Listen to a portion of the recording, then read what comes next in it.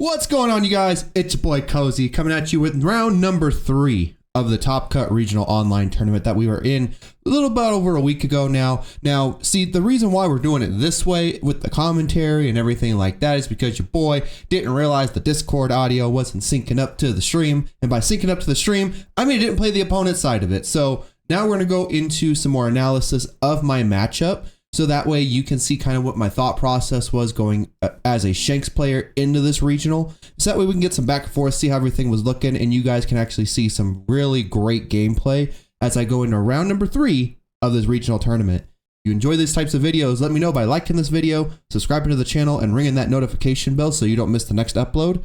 I'll catch you guys in the next one. Peace and love, y'all.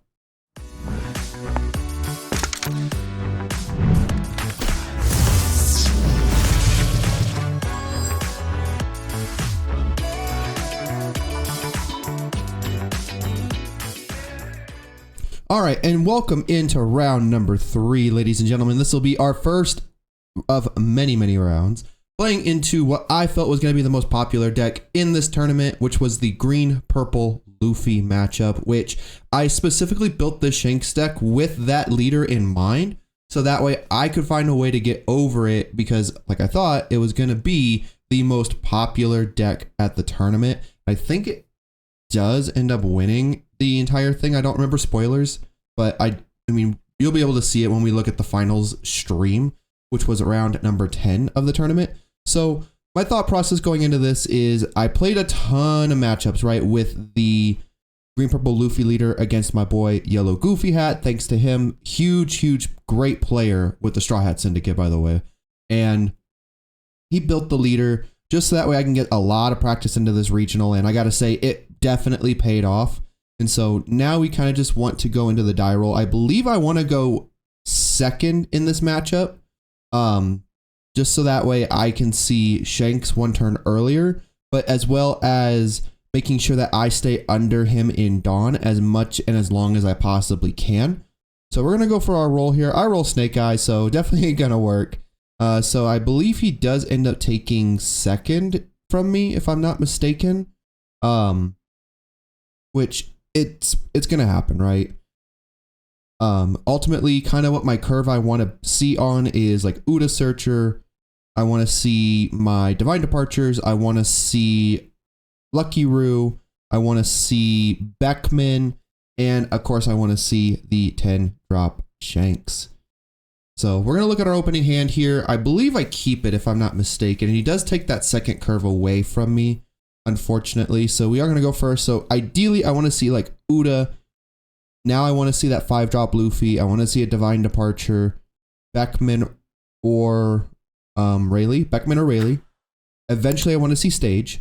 And then I want to see like a 10-drop Shanks or something on the top end as well. Just so that way I have that additional pressure going into this particular matchup. He had to mulligan, unfortunately, so he probably didn't see a Sanji Pudding. Probably didn't see a Searcher either to find the Sanji Pudding. So ultimately, he's going to just have to keep whatever he gets. Nice little half cut for him. Oop. Ended up being 5 cards anyway. And as a 4-life leader, he is good to go. So we're going to go ahead and hit him with the good luck. And let's see kind of what the game plan is here. I think we were waiting for a round to start, honestly, at this point. So we were just talking back and forth. I believe I Dawn passed because I don't have the Searcher in this case. So it is an unfortunate thing here. He is going to 2 Dawn next turn. It's crazy that he has the alt leader already, which is wild. Yep, so Dawn pass. He is still probably waiting for the timer. I think we both are, unfortunately, because we are efficient One Piece players and we know what we're doing.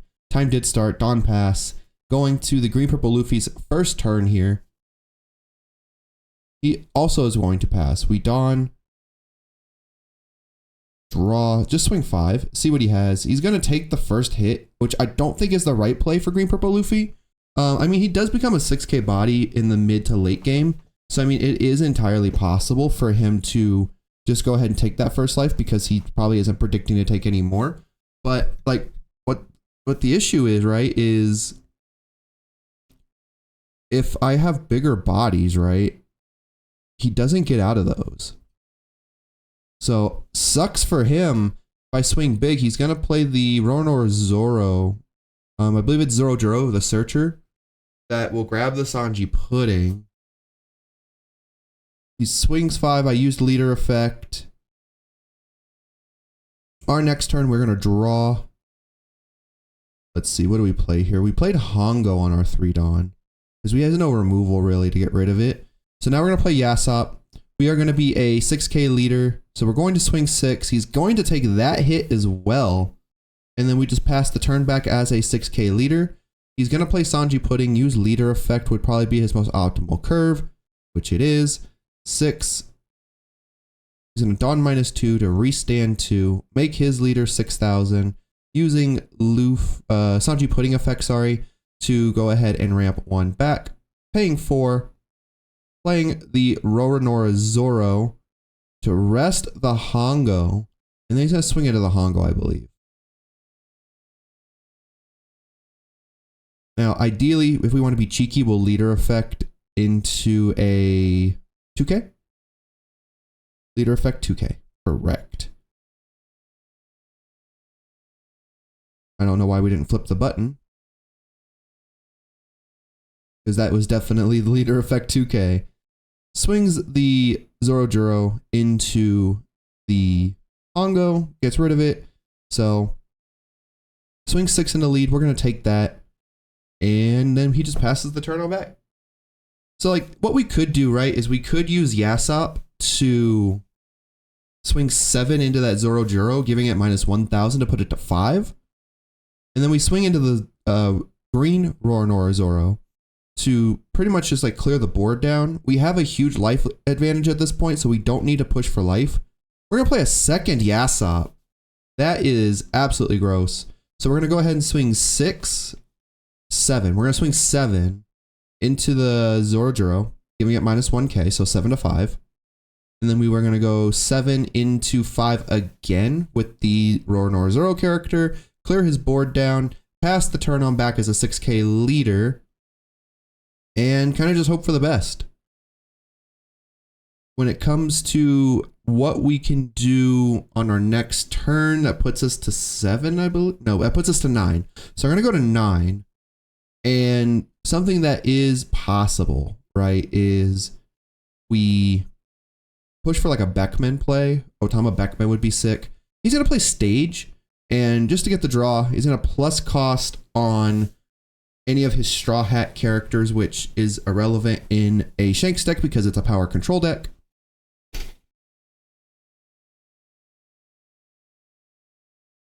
So what is his plan here? He's going to rest some Mordon, play the Secret Luffy. Might be a little early to do it. Using leader effect, restanding 2 Dawn. Sanji Pudding's going to get him 1 more back. And what's the game plan here? He can probably try to swing into the Yasop and swing really tall into it. He's going to go 8 to life, actually. Interesting. We're going to take it, no trigger. And then just passes the turn back. It's very interesting that he kept, I mean, he has 1 Dawn up too as well. So he has the Gum Gum Giant in hand. That would probably be my bet. Because, I mean, like, what we could do also is just start swinging 7s and kind of go from there. We're going to rest no Dawn, some Dawn, a lot of Dawn, all the Dawn, none of the Dawn. Now we got to use calculations here and use One Piece math. Because that's 1, 2, 3, 4, 5, 6, 7. That's 8 Dawn. So that's probably Rayleigh or Dragon. Rayleigh or Dragon is very, very strong in this matchup. Because we could go Dragon. Put the 2 Dawn under leader. And then go 6, 7, 7, 9. That's a possibility. That's a lot of math and that's a lot of swings coming at him. We're going to Uda search first. Probably to find like a 10-drop Shanks for next turn. Because that's all the pressure that we want to run. Grab a 2k Hongo. Interesting. So like, I guess we just find the searchable 2k. Or are we bluffing we don't have dragon here though? We're bluffing like we don't have dragon. That would make no sense. Rest 8. There's the dragon. Okay. So 2 Dawn under Shanks. So now we go 6, 6, 7, 9.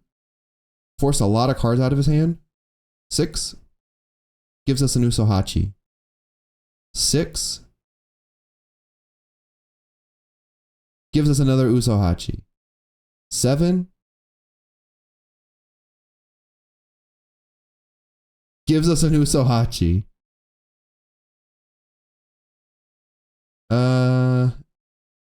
And then we just pass the turn there. I'm curious why I didn't swing with dragon. I think I forgot dragon existed, to be entirely honest. But I also didn't want him to get rid of my dragon yet because I don't have additional pressure on board. Because he's going to probably swing with the Secret Luffy. Most likely to life or into the both of the Yasops just to clear them. And that takes away like most of my pressure. Because if he would have done that to the dragon, he is still a 6k leader, so I'm still swinging 6, 6, whatever. But ultimately, I think the main reason why I didn't swing with dragon is because I just forgot. I really do think I forgot and was just like, yeah, sure, pass. So now he's got to play with some Dawn a little bit here. We did get 3 big cards out of his hand that last round, that last turn. So we are kind of back in that driver's seat position here. He's only got 1 Sanji Pudding and then the 1 Secret Luffy on board. Now he's got to put pressure. He might swing with that Sanji Pudding and risk, you know, it being removed. Like that's still an entirely big possibility here.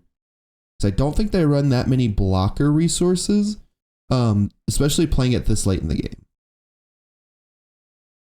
So putting 2 under the Sanji Pudding, swinging 9. Probably 9 into the Yasop, to be honest. That would require 2 2Ks out of my hand or a leader effect. No, he goes to life with that. So he's trying to like force. Yep. And he doesn't have any Dawn. He's going to ramp 1. That's an interesting way to use leader effect and not maximize his Dawn. So he's going to go 7 to leader.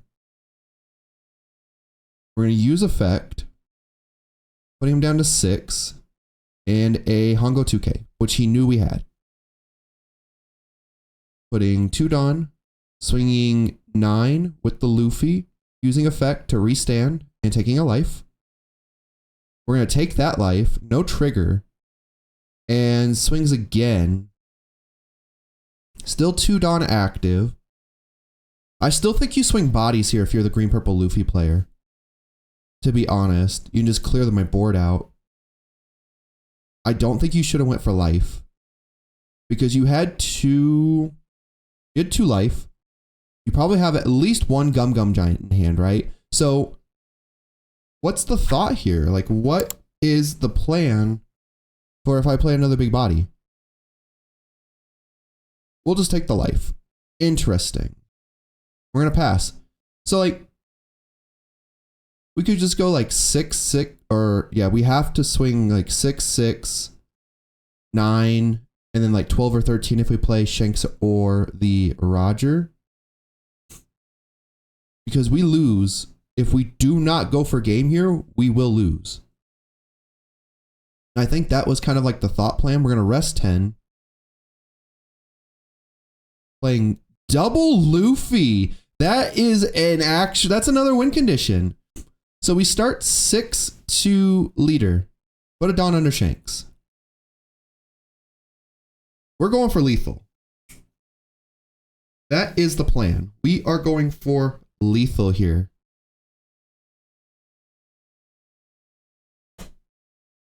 So another 6 gets us another counter out of hand. Another 6. That's going to be 1, 2, 3, 4, 5, 6 swings coming in. That's a lot of swings to get through. Another 6. He's going to use Gum Gum Giant. He needs the Dawn -2. Or Dawn, yeah, he still needs the Dawn minus. Another 6, another 7, and another 9. Does he have the giant?